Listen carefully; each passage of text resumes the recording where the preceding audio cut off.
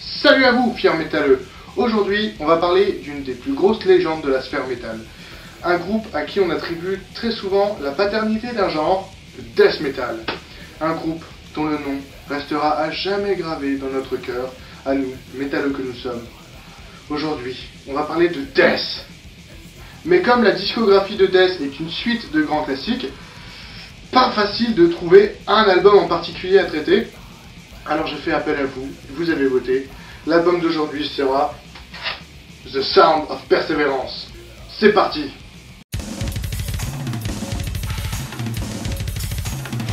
Alors évidemment, Death c'est un groupe, mais c'est avant tout le projet de cet homme, Chuck Schuldiner, qui depuis sa plus tendre enfance est fan de métal, et qui, un peu à la manière d'un Corton pour Bathory, a mené sa barque un peu tout seul en s'entourant de quelques musiciens. Mais aucune formation définitive, puisque le line-up changera à presque chaque album, et comme il y en a quand même un certain nombre, on va pas faire le tour de chacun. Mais comme cet album est le dernier de sa discographie, on est quand même un peu obligé de faire le tour de l'histoire de Death. Cela dit, mon historique est loin d'être complet et exhaustif. Pour ça, je vous renvoie vers cette vidéo, qui est très intéressante, très bien faite, et cool. Tout commence par Mantas, formé en 1983 par Chuck Schuldiner dans son garage, qui joue un métal très inspiré de Venom. D'ailleurs, le nom Mantas lui-même est très inspiré de Venom, car c'est le guitariste de Venom qui s'appelle Mantas. On y retrouve Rick Rose et Cam Lee, qui seront importants pour la suite de l'histoire. Après 2 démos et 3 engueulades, le groupe se sépare. Mais comme le métal c'est avant tout une histoire de copains, ils se remettent ensemble pour former en 1984 Death. Et après quelques autres changements de line-up, à savoir le départ de Cam, ils sortent une démo, Mutilation, et c'est un succès. A noter que cette démo voit aussi le passage d'un nouveau batteur, Chris Reifer, qui sera lui aussi important pour la suite de l'histoire.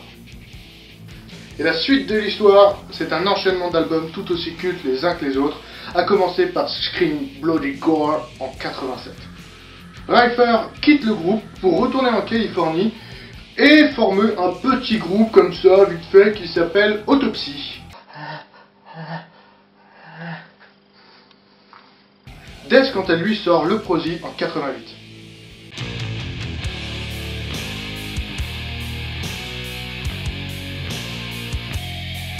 Suite à ça, Rick Rose est foutu à la porte et il retourne dans son autre groupe, j'ai nommé Massacre. Et il côtoiera Cam Lee pendant un certain temps. Et voilà, tout se rejoint. Bon, on continue.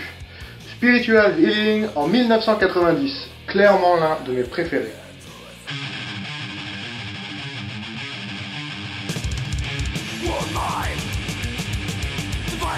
Et après de nombreux remaniements de line-up, Human en 91.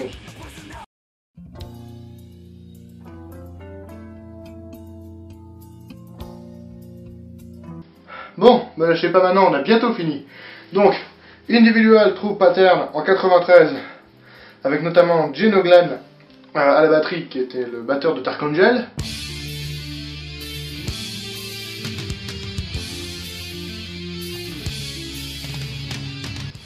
Puis, Symbolique en 95.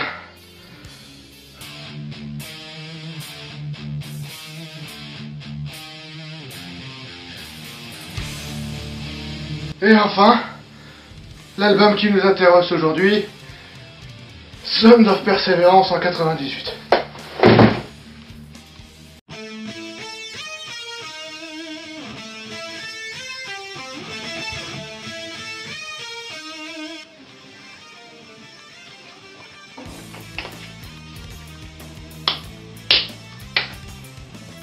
Alors oui, j'ai oublié énormément d'éléments de l'histoire de Death ou même de Chuck Schuldiner, à commencer par son deuxième projet, Control Denied.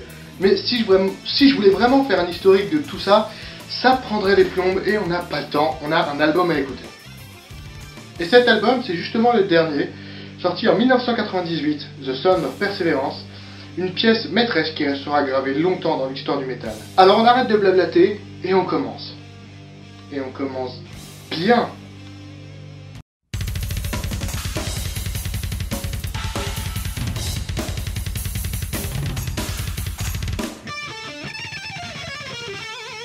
Alors j'ai une question, d'abord.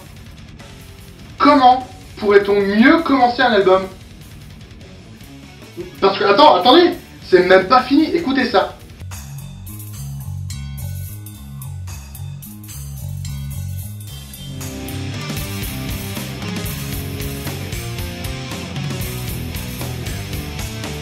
Ce que je veux vous montrer, c'est que Death n'est pas un simple groupe de death metal classique. C'est bien au-delà de ça. Et comme c'est plus ou moins lui le père du genre, il peut se le permettre. C'est lui qui dicte les règles. Il est chez lui, et chez lui, le métal n'a pas de limite. Rien que dans le premier morceau, on le comprend. Le métal de Death est un métal en fusion qu'il peut tordre à sa volonté pour lui donner sa plus belle forme. Et cette forme ne saurait être résumée avec de simples mots, c'est pour ça que j'arrive pas à vous expliquer ce que je veux dire. Enfin, je vais quand même essayer, sinon mon émission ne vaut pas grand chose. Alors attardons-nous déjà sur ce premier morceau, Scavenger of Human Soul. Sa structure est assez alambiquée, les rythmes, loin d'être linéaires, sont même déconstruits. C'est une base solide de ce qu'on appelle le death metal technique.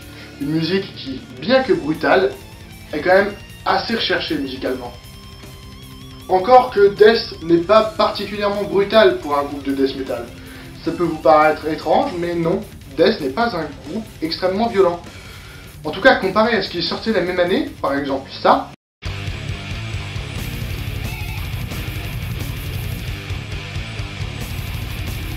mais la force, voilà, justement, quand on parle de Death, mais bien dans sa musicalité, voilà.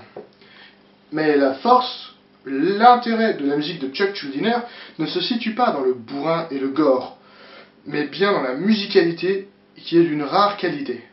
Et le petit Chucky ne se donne pas de limite en termes de composition. Ça va d'un riff à l'autre, d'un rythme à l'autre, d'un ton à l'autre, sans passer par 4 chemins. Et c'est un vrai plaisir d'être bangé là-dessus pour ceux qui, comme moi, aiment et pratiquent ce sport.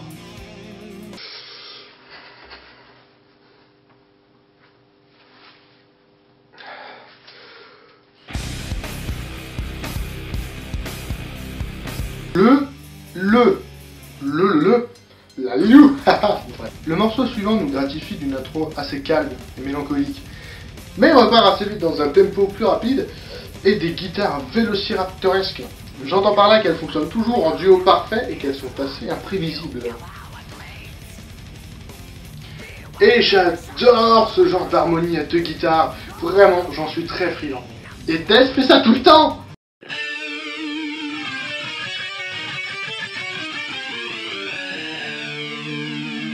Story to Tell, justement, un tempo un petit peu plus lent, des motifs moins complexes, plus faciles à suivre, et pourtant, ça n'enlève rien à la qualité de la musique. Quand je vous disais que Death était partout chez lui et qu'il pouvait faire ce qu'il voulait. Et c'est dans ce morceau qu'on a l'un de mes passages préférés de l'histoire du métal.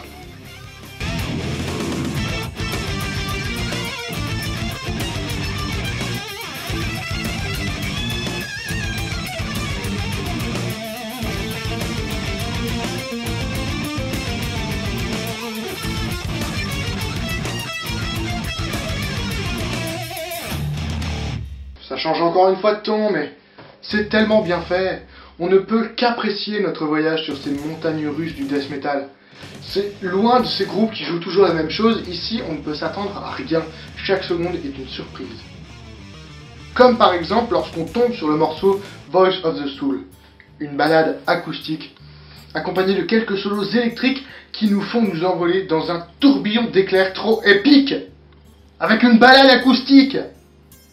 C'est le duo de guitare, ça, je vous avais dit que c'était génial. D'ailleurs, ce morceau avait été originellement écrit pour son deuxième projet, Control Denied. Lui et le morceau A Moment of Clarity. Bon, j'en avais pas encore parlé, mais la voix de Chuck Schuldiner n'est plus du tout la même qu'avant. On va comparer, hein, si vous voulez vous faire une idée.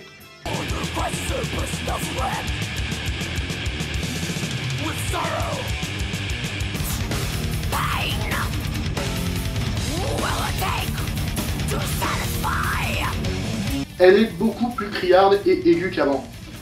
Alors peut-être est-ce volontaire, hein. On sait notamment que Chuck est plus satisfait de sa façon de chanter. C'est d'ailleurs ce qui l'a poussé à créer son deuxième projet avec un autre chanteur, Tim Emma. Mais peut-être aussi est-ce involontaire, une voix qui se serait détériorée à force de concerts, etc. Enfin, cela dit, imaginez si George Fisher, Corpse Grinder, finissait par chanter comme ça. I will kill you. Cependant, cette voix convient très bien à l'excellente reprise de Painkiller, dont on a déjà parlé il y a quelques temps.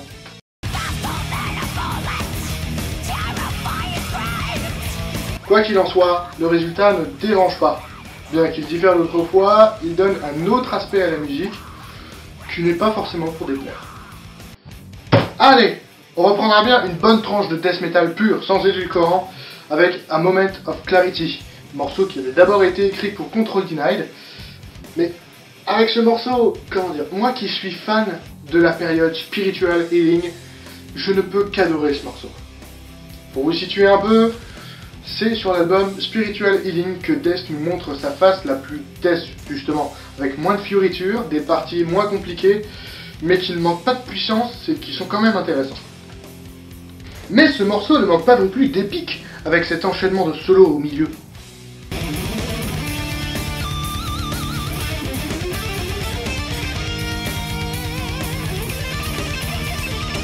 Mais clairement, le pilier de cet album, celui qui donne toute cette aura complexe et précise à la musique, c'est la batterie.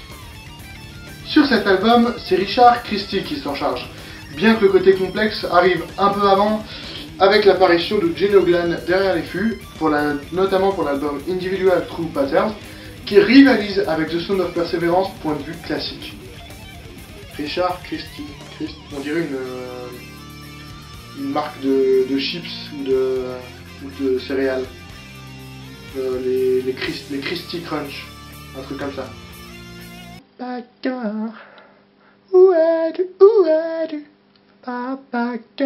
Richard Christy Crunch, quant à lui, fournit un travail parfait à ce poste, dans la lignée de ce qu'avaient entamé les deux précédents opus, variés et sans limite. On est bien loin du bourrinage de caisse claire, si cher à nos oreilles. Si Death se cantonnait dans un premier temps à des thèmes horrifiques et gore, notamment avec le premier album sans qui le death metal n'aurait probablement pas été le même, il change très vite de registre dès le second volet, le Prosy, et se met à parler de thèmes plus sérieux comme la guerre, la drogue, les médias, en dénonçant à tour de bras tous les travers de l'homme. La pochette de Sound of Perseverance est... Non, désolé. Non, désolé, je la trouve pas belle cette pochette. D'accord, c'est viscéral, c'est intense et tout, mais on est quand même bien loin des belles images que nous offraient les premiers albums.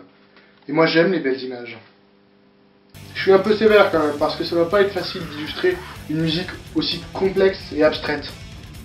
Mais soit, il est temps que je vous laisse tranquille. Je suis désolé de vous avoir fait attendre si longtemps cet épisode. Mais, comment dire, je suis quelqu'un qui a beaucoup de projets, qui commence beaucoup de projets en même temps, que ce soit des nouvelles émissions, des nouveaux projets musicaux, des nouveaux projets artistiques, des nouveaux machins. Je commence un peu dans tous les sens et du coup j'ai parfois du mal à terminer en temps et en heure. Cependant j'espère que cette émission vous aura plu. Si c'est le cas, n'hésitez pas à partager, que ce soit sur Facebook, par mail, par MSN. N'hésitez pas à cliquer sur j'aime, à vous abonner à ma page Facebook, vous allez me suivre sur Twitter maintenant. Moi, je vous laisse, il faut que j'aille apprendre à jouer des solos. Allez, à plus!